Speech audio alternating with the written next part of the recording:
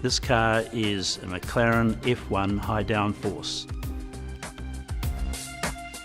I'm Andrew Bagnall, and I'm lucky enough to have owned one of the most extraordinary cars for a little over 10 years.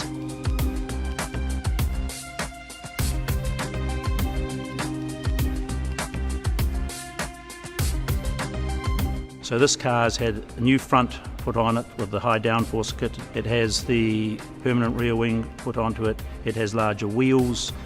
It has different suspension.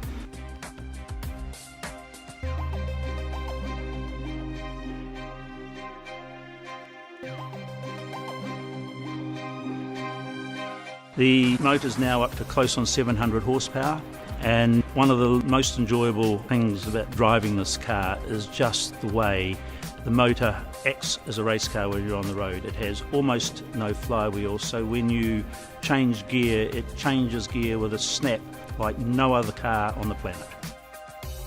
I think downforce kit combined with the engine modifications turned it from a very comfortable, easy road-going car to a very taut quasi-racing machine for the road.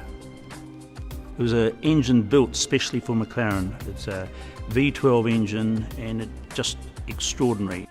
People obviously see this car, almost universally heads turn, you look, because it is something special. And I think that's one of the other real wonderful things about this car, is that people seem to intuitively recognise that this is something quite extraordinary, and it's not the normal sort of sports car. You can see a lot of Ferraris, you can see a lot of other forms of sports cars on the road.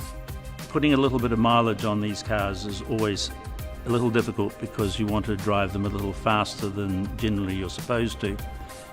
So we always try and drive it in back roads or somewhere for a brief sprint, just to open it up a little bit, but normally try and get it down to the racetrack every now and then, because then we can really open it up. Try and take it out about once a month.